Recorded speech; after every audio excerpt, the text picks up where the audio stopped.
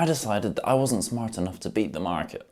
So I gave $1,000 to a Nigerian prince who said he'd give me $9 million in return next week. A month and a half ago, I set up Etoro copy trading with two people, Wesley and Richard. The idea was that, like many of you, I don't have the time or the knowledge to be able to analyze and keep up to date with a whole portfolio of stocks. So I'll let someone else who does have the time and the knowledge do it for me. So now for the big reveal.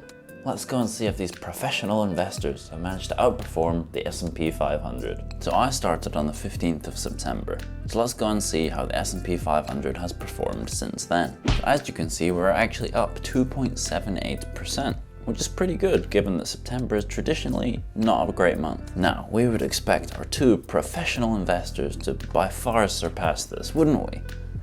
I stand corrected, it seems. We're currently sitting on $1,004, which is a massive profit of $4 and a 0.4% return. Not what I was expecting, to be honest. Was expecting a little bit more. But let's have a look at each of them individually and go through and see what their biggest winners and losers are. So as we can see here, Richard is actually down by 0.43%. So he's letting the side down a little bit. So now let's take a look at what the biggest winners and losers are. So as we scroll down, we can see that Canadian Solar has done quite well for him. We've got a few in the red here, 12% down on Rio Tinto. Overall, there just seems to be more reds than greens, really. A couple of decent performing ones like XLE, but overall, just not enough to outweigh all the red. So he's only down by a little bit, and as we can see, more of the same here.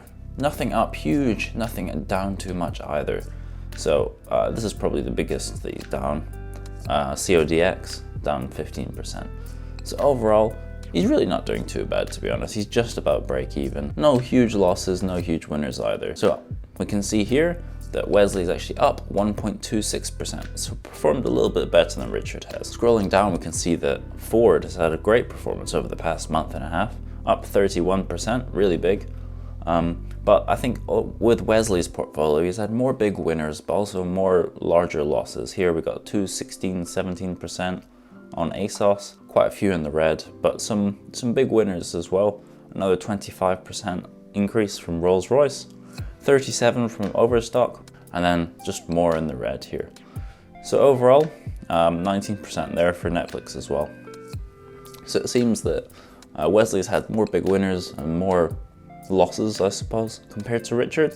But overall, both of them, no outstanding performances and no terrible performances either, really. So what have we learned from this so far? Well, so far, the S&P 500 has provided us with a much greater return than our two professional investors have. So even if you do have the time and the experience to be able to try and beat the market, you might not always do that. However, I am very aware that this was a short period of time and it's just a month and a half. So don't worry, I will be leaving my money in here for many years. So for next time, let's hope Richard and Wesley up their game and get us some good returns. I'll have the next update out in about a month or so, but until then, check out this video here, which shows you how I plan to make $1,000 online every month.